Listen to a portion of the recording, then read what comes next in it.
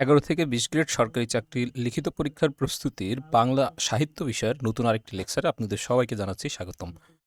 আজকের লেকচারে আমরা মাইকেল মধুসূদন দত্ত এবং জীবনানন্দ দাশ সম্পর্কিত সংক্ষিপ্ত যে প্রশ্ন উত্তর অর্থাৎ ১১ থেকে ২০ গ্রেডে বিগত সময়ে এই দুজন লেখকের যে তথ্য থেকে প্রশ্নগুলো এসেছে সেগুলোর উপরে একটা আলোচনা করব।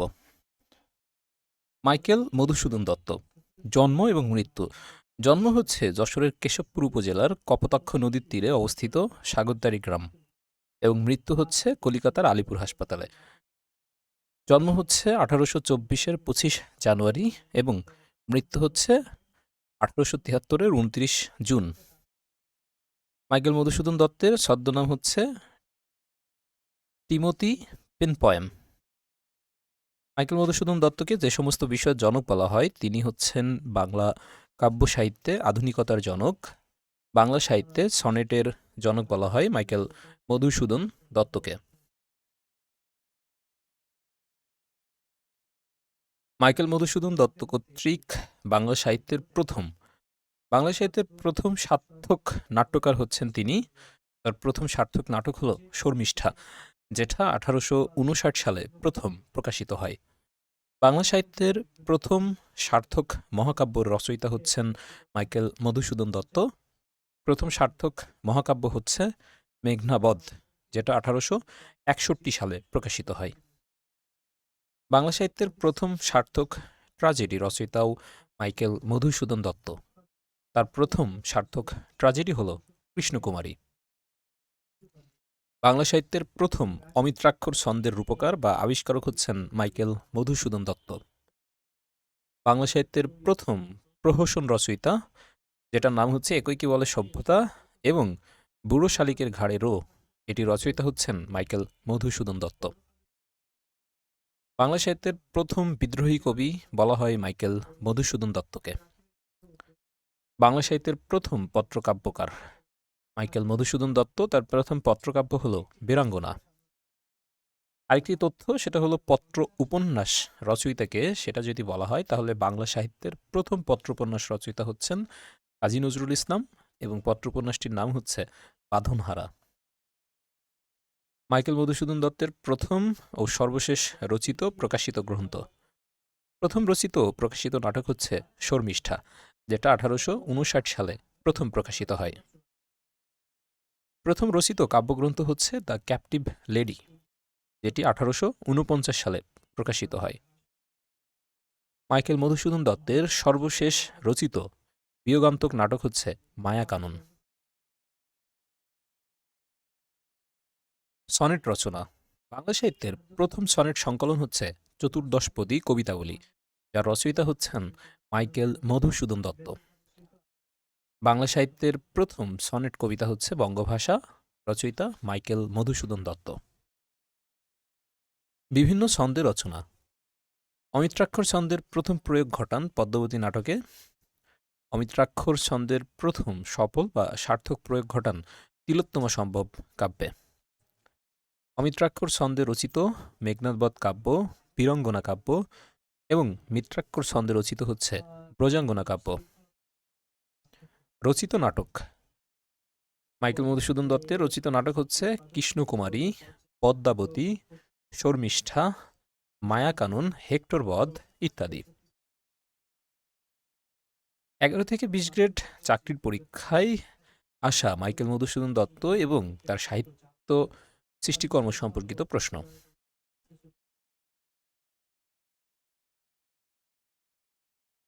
বাংলা সাহিত্যে সনেট রচনার প্রবর্তক কে? মাইকেল মধুসূদন দত্ত। বাংলা সাহিত্যে অমিত্রাক্ষর ছন্দের প্রবর্তক কে? মাইকেল মধুসূদন দত্ত। বাংলা সাহিত্যের প্রথম ট্র্যাজেডি নাটকের নাম কি? কৃষ্ণকুমারী। মেঘনাদবধ কাব্যের রচয়িতা কে? মাইকেল মধুসূদন দত্ত।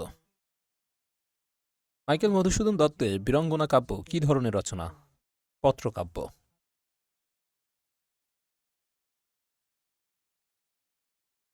বাংলা সাহিত্যে অমিত্রাক্ষর ছন্দ প্রথম ব্যবহৃত হয় পদ্মাবতী নাটকে, আর পদ্মাবতী নাটকের লেখক হলেন মাইকেল মধুসূদন দত্ত। শর্মিষ্ঠা কি? মাইকেল মধুসূদন দত্তের একটি নাটক। বাংলা সাহিত্যের প্রথম সার্থক মহাকাব্য কোনটি? মেঘনাদ বধ কাব্য। মেঘনাদ বধ কাব্যে স্বর্গ বা চ্যাপ্টার বা অধ্যায় সংখ্যা কতটি? ৯টি, যেখানে ২ রাত ও ৩ দিনের কাহিনী নিয়ে লেখা একটি কাব্য এটি। এর নায়ক হচ্ছে রাবণ। একে কি বলে সভ্যতা, এটি কে লিখেছেন? মাইকেল মধুসূদন দত্ত। বাংলা কবিতায় বা কাব্য সাহিত্যের আধুনিকতার প্রবর্তক বা জনক কে? মাইকেল মধুসূদন দত্ত। মাইকেল মধুসূদন দত্তের জীবনকাল কত? ১৮২৪ থেকে ১৮৭৩ সাল পর্যন্ত। বঙ্গভাষা কবিতার রচয়িতা কে? মাইকেল মধুসূদন দত্ত।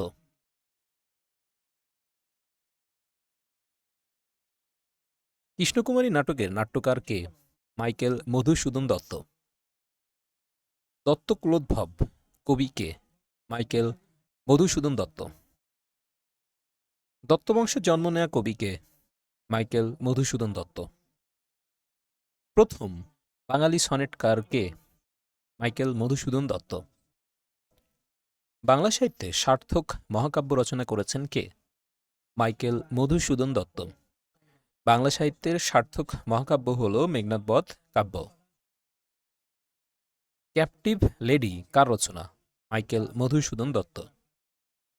বাংলা সাহিত্যের চতুর্দশপদী কবিতার প্রবর্তক কে? মাইকেল মধুসূদন দত্ত। মাইকেল মধুসূদন দত্তের মেঘনাদ বধ কাব্য ইংরেজিতে প্রথম কে অনুবাদ করেন? রাজনারায়ণ বসু। মাইকেল মধুসূদন দত্তের মেঘনাদ বধ কাব্য কোন ছন্দে রচিত? অমিত্রাক্ষর ছন্দ। মাইকেল মধুসূদন দত্তের তিলোত্তমা সম্ভব একটি কাহিনী কাব্য। ১১ থেকে ২০ গ্রেড সরকারি চাকরির লিখিত প্রস্তুতিতে জীবনানন্দ দাশ সম্পর্কিত যে প্রশ্নগুলো আসে সেগুলোর উপরে আরেকটি আলোচনা। এখানে সাধারণত ১১ থেকে ২০ গ্রেডে জীবনানন্দ দাশের যে অংশ থেকে প্রশ্নগুলো আসে সেই বিষয়ে সংক্ষিপ্ত আলোচনা করে দেখানো হলো। জীবনানন্দ দাশ জন্ম এবং মৃত্যু। জন্ম হচ্ছে ১৭ ফেব্রুয়ারি ১৮৯৯ সালে এবং মৃত্যু ২২ অক্টোবর ১৯৫৪ সালে। জন্ম বাংলা তারিখ হচ্ছে ৬ ফাল্গুন ১৩০৫ এবং মৃত্যু বাংলা তারিখ হচ্ছে ৫ কার্তিক ১৩৬১ বঙ্গাব্দ। বরিশালে জন্মগ্রহণ করেন, কলকাতার বালিগঞ্জে তিনি ট্রাম দুর্ঘটনায় মারা যান। জীবনানন্দ দাশের উপাধি: রূপসী বাংলার কবি, নির্ঝুনতার কবি, তিমির হননের কবি বা ধূসরতার কবি। জীবনানন্দ দাশের প্রথম প্রকাশিত কাব্য ঝরাপালক, যেটি ১৯২৮ সালে প্রকাশিত হয়। জীবনানন্দ দাশের কাব্যগ্রন্থ: বনলতা সেন, ধূসর পাণ্ডুলিপি, মহাপৃথিবী, বেলা ও বেলা কালবেলা ইত্যাদি। জীবনানন্দ দাশের উপন্যাস হচ্ছে মাল্যবান, সতীর্থ, কল্যাণী। জীবনানন্দ দাশের প্রবন্ধ হচ্ছে কবিতার কথা। বনলতা সেন। বনলতা সেন কবিতাটি জীবনানন্দ দাশের তৃতীয় কাব্যগ্রন্থ বনলতা সেন এর একটি কবিতা। মহাপৃথিবী কাব্যগ্রন্থেরও প্রথম কবিতা ছিল এই বনলতা সেন। এডগার এলেন পো রচিত টু হেলেন কবিতা অবলম্বনে বনলতা সেন কবিতাটি রচিত। ১১ থেকে ২০ গ্রেড সরকারি চাকরি নিয়োগ পরীক্ষায় আসা জীবনানন্দ দাশ ও তার সৃষ্টিকর্ম সম্পর্কিত প্রশ্নোত্তর। জীবনানন্দ দাশের প্রথম প্রকাশিত কাব্য কোনটি? ঝরাপালক, যেটি প্রকাশিত হয় ১৯২৮ সালে। রূপসী বাংলা কাব্যগ্রন্থ কার লেখা? জীবনানন্দ দাশ। কার কবিতাকে চিত্ররূপময় বলা হয়েছে? জীবনানন্দ দাশের কবিতাকে। সিংহল সমুদ্র থেকে নিশীথের অন্ধকারে মালয় সাগরে কে ঘুরেছেন? জীবনানন্দ দাশ। আবার আসিব ফিরে এই ধানসিঁড়িটির তীরে এই বাংলায়, এই লাইনটি কোন কবিতায় পাওয়া যায়? রূপসী বাংলা।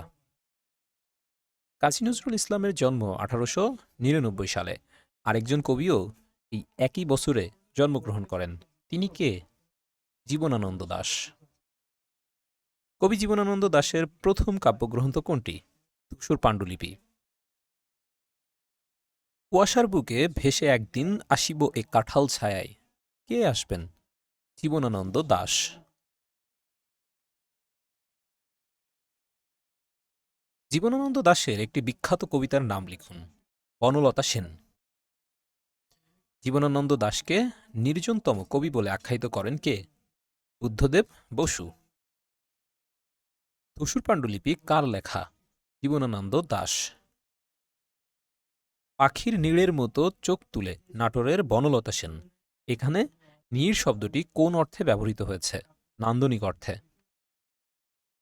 বাংলার মুখ আমি দেখিয়াছি, তাই পৃথিবীর রূপ খুঁজিতে যায় নার। এটি কার লেখা?